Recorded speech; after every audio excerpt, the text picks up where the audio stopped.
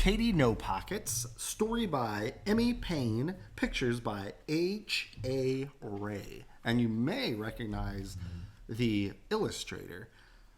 Does anybody know where he's from? Or what famous books he does? That's right, Curious George. Big tears rolled down Katy Kangaroo's brown face.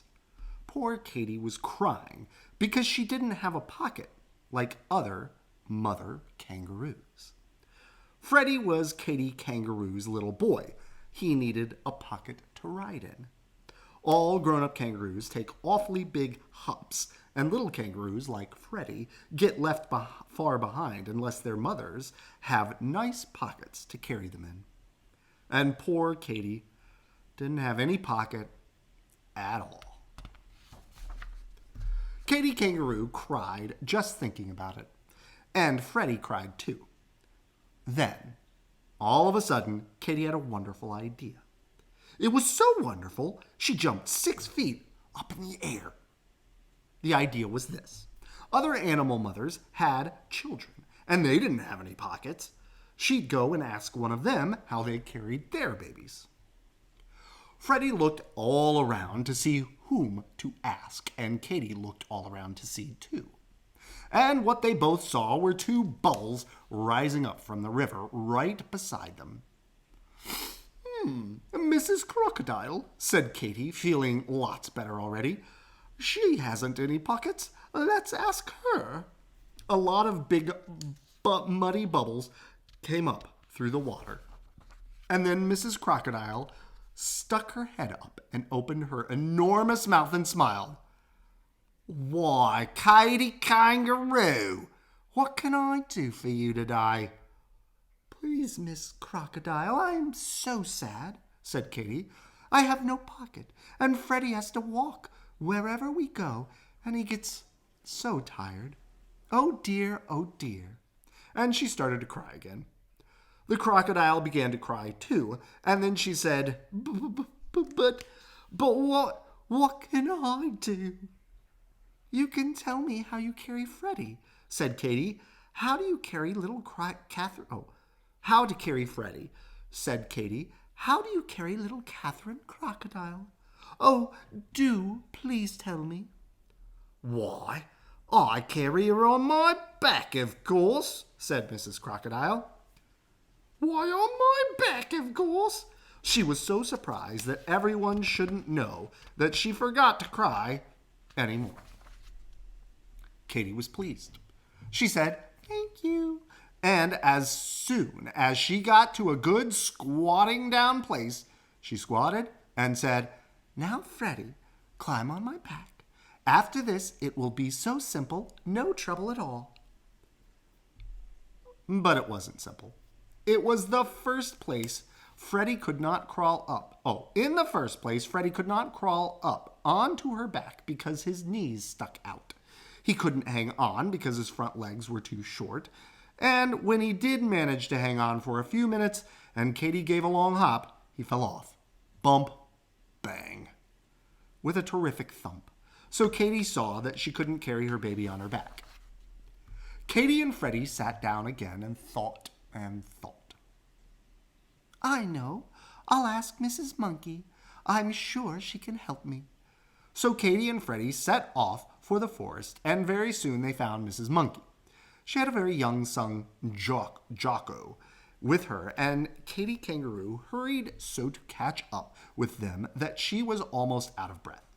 But finally she managed to squeak, Please, Miss Monkey, how do you carry Jocko?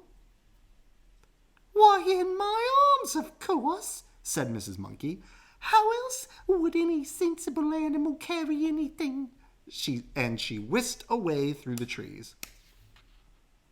Oh dear, said Katy, and a great big tear ran across her long nose. Well, I can't carry anything in these short little arms. Oh dear, she wasn't any help at all. What are we going to do? And she just sat down and cried harder than ever. Why, in my arms, of course. That's what she's saying. Poor Freddie. He hated to see his mother cry. So he put his paw to his head and he thought and thought and thought. "What about the lion?" he asked when Katy stopped crying a little. "Well, they don't carry their children. The poor things walk just the way you do," said Katy. "The way lions do it." Boom, boom, boom. There's birds," said Freddie. "How do they carry their babies?" "Well, birds," said Katy, "the mother bird pushes their children out of the nest and they squawk and shriek and flap their wings about." The way birds do it. Then, all at once, Katy Kangaroo stopped crying and looked at Freddie. "They do say that the owl knows almost everything," she said slowly. "Well then, for goodness sake, let's ask him," said Freddie. They found the owl asleep in an old dead tree. And he was cross because he didn't want to be waked up in the middle of the day. But when he saw that Katy was so sad, he came out blinking and ruffling his feathers and said in a scratchy voice, "Oh, well, what is it? Speak up and speak loudly. I'm deaf as a post." So Katy stood under the tree and screamed at him, "I'm a mother kangaroo, and I haven't a pocket to carry my child in. How shall I carry him? What shall I do?" "Get a pocket," said the owl, and went to sleep again. "Where?" cried Katy. "Oh, please, don't go to sleep before you tell me where." "How should I know?" said the owl. "They sell that sort of thing in the city, I believe. Now, kindly go away and let me sleep." "Well, the city," said Katy, and looked at Freddie with big, round eyes. "Of course, we'll go to the city." Sorry, my allergies. Katy was so excited that she almost left Freddie behind as she went leaping over bush and hopping along the path, singing in a sort of hummy way a little song she had made up. Hippity hoppity flippity floppity, wasn't it a pity? I didn't know it was to go to the city. I should go. She hopped so fast that Freddie could hardly keep up. But at last they left the woods behind and came to the city, where there were stores and houses and automobiles. The people all stared and stared at Katy, but she didn't notice it. She was looking for pockets, and she saw that almost everybody had them. And then, all at once, she saw, she could hardly believe it, a man who seemed to be all pockets. He was simply covered with pockets. Big pockets, little pockets, medium-sized pockets. Katy went up to him and laid a paw on his arm. He was a little frightened, but Katy looked at him with her soft brown eyes and said, "Please, dear, kind man, where did you get all those pockets?" "These pockets," he said. "You want to know where I got all these pockets? Why, they just came with the apron, of course."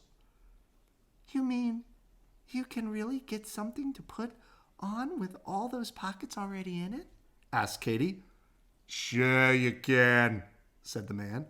"I keep my hammer and nails and tools in my pockets, but I can get another apron, so I'll give you mine."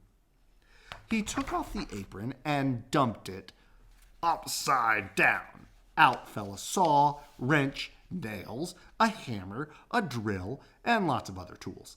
Then the man shook the apron hard and turned it right side up again and hung it around Katy's neck and tied it behind her back.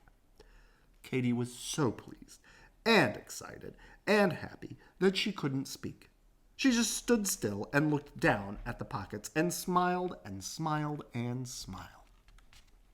By this time, a big crowd had gathered to see what Katy Kangaroo was doing. When they saw how pleased she was, they all smiled too. At last, Katy was able to say thank you to the nice, kind man. And then what do you think she did? She popped Freddie into a very comfortable pocket, and she hippity-hopped home faster than ever before, because of course she didn't have to wait for Freddie. And when she got home, what do you think she did? Well, she had so many pockets that she put Freddie into the biggest one of all. Then, into the next largest, she put little Leonard Lion. Thomas Tortoise just fitted into another pocket. Sometimes she had a baby bird if its mother was busy at a worm hunt. And there was still room for a monkey, a skunk, a rabbit, a raccoon, a lizard, a squirrel, a possum, a turtle, a frog, and a snail. So now all the animals like Katy's pocket better. Now all the animals like Katy's pockets better than any other pockets in the whole forest. And Katy Kangaroo is very happy because now she has more pockets than any mother kangaroo in the world. The end. Good night. I love you.